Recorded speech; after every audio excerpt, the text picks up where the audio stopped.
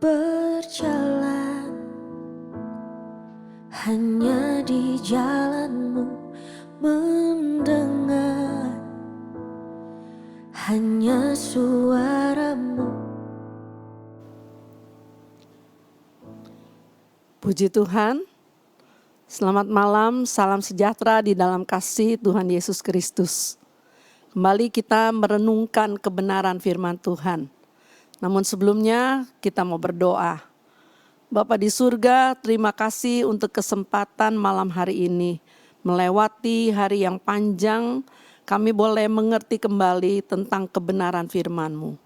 Bahwa kami masuk terus ke dalam rencana-Mu Tuhan, supaya kami boleh tetap teguh di dalam Tuhan. Dalam nama Yesus kami akan merenungkan kebenaran firman Tuhan ini. Haleluya, amin. Puji Tuhan, kalau kita memperhatikan firman Tuhan, saya diingatkan kembali kepada keluarga, yaitu keluarga Ananias dan Safira. Bagaimana keadaan mereka setelah mereka dikuasai oleh kuasa iblis dan mereka tidak berdaya. Sebab itu dikatakan kalau kita mengerti tentang cerita ini, kita tahu bagaimana akhir dari kehidupan Ananias dan Safira. Dan kita percaya bahwa kematian Ananias dan Safira itu memperlihatkan bahwa Tuhan itu sesungguhnya membenci dosa.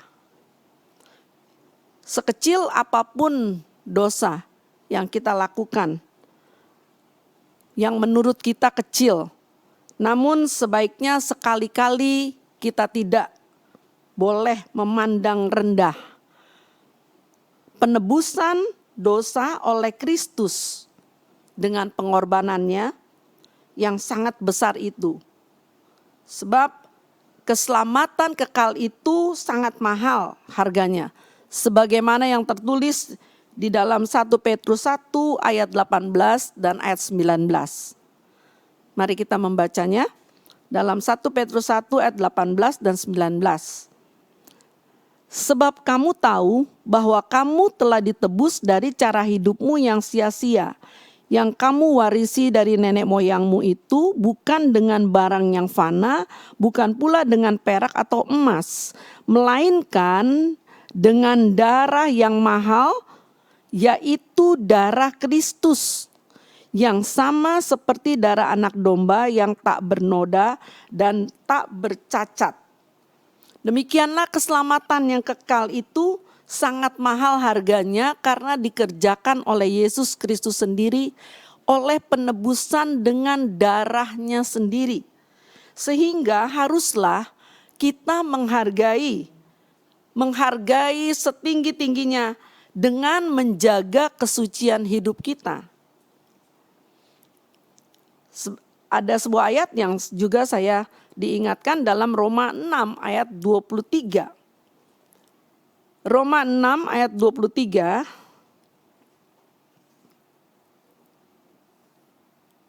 Roma 6 ayat ke-23 dituliskan di sana, sebab upah dosa ialah maut. Tetapi kasih karunia Allah ialah hidup yang kekal di dalam Kristus Yesus Tuhan kita. Ya, kalau kita merenungkan ayat ini betapa luar biasanya Allah kita. Kita tidak dapat menghargai karunia hidup kekal dari Tuhan sampai kita lebih dahulu memahami bahwa upah dosa adalah maut. Upah adalah apa yang kita tuai. Upah pantas kita dapatkan.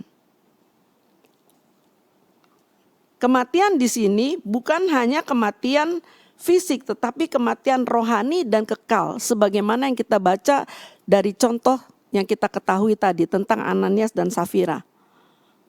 Namun pada hari-hari ini mungkin kita belum melihat kejadian-kejadian seperti itu, bahwa Tuhan sangat membenci dosa dan Dia menghukum. Kita layak untuk terima hukuman, ya.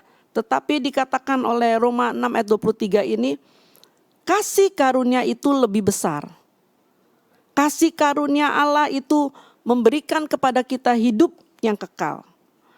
Dosa kita adalah menyakitkan Tuhan. Tuhan yang sudah menebus kita. Tuhan yang Maha Kudus. Yang sudah membebaskan kita dari kutuk dosa. Sebab itu biarlah kita boleh memperhatikan pada hari-hari ini. Seminimal mungkin jangan kita menyakiti hati Tuhan. Biarlah kita belajar mengerti bahwa Tuhan yang sangat baik itu, Dia menyediakan kasih karunia-Nya bagi kita. Sekalipun kita berdosa, sekalipun kita tidak setia kepada Tuhan, tetapi Dia tetap Allah yang setia bagi kita. Kenapa? Karena Dia tidak dapat menyangkali dirinya. Allah yang berjanji, Dia akan menepati semua janji-janjinya. Sebab itu biarlah kasih karunia Tuhan yang lebih besar dari segala dosa, segala rupa dosa kita, malah memberikan kita hidup yang kekal. Kita boleh menghargainya. Kita boleh semakin bertambah-tambah di dalam kasih karunia Tuhan. Mengenal maksud Tuhan di dalam hidup kita. Kalau berbicara tentang kasih karunia, seringkali kita suka bertanya, apa sih kasih karunia itu? Kasih karunia itu banyak kali mendidik kita. Membawa kita untuk terus bertobat. Untuk terus menjauhkan diri kita dari segala dosa dan kesalahan kita. Tetaplah tinggal di dalam kasih karunia Tuhan, bahkan lebih melimpah-limpah dalam kasih karunia Tuhan, dalam didikan Tuhan. Terimalah apa yang Tuhan buat itu baik bagi kita. Mari kita berdoa. Bapa, terima kasih untuk kasih karunia-Mu yang Tuhan janjikan bagi kami. Namun tolonglah kami Tuhan untuk melihat bahwa Engkau menghukum kami atas segala dosa karena keadilan-Mu. Dan agar kami merasakan kekejaman dosa yang sesungguhnya Tuhan. Sehingga kami mau menjauhkan diri kami dari dosa-dosa apapun juga. Tolong kami Tuhan, kami percaya Roh Kudus telah Engkau berikan bagi kami untuk mengajar kami, menuntun kami kepada seluruh kebenaran-Mu. Bawa kami masuk terus ke dalam rencana-Mu Tuhan.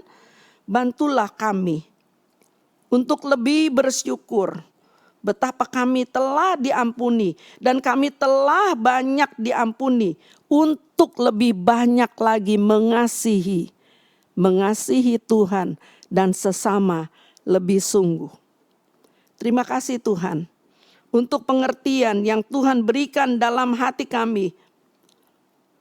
Dan di dalam nama Tuhan Yesus Kristus, kami berdoa dan mengucap syukur. Haleluya. Amin. Selamat malam, Tuhan memberkati. Melayani bersama Yesus, kita pasti bisa.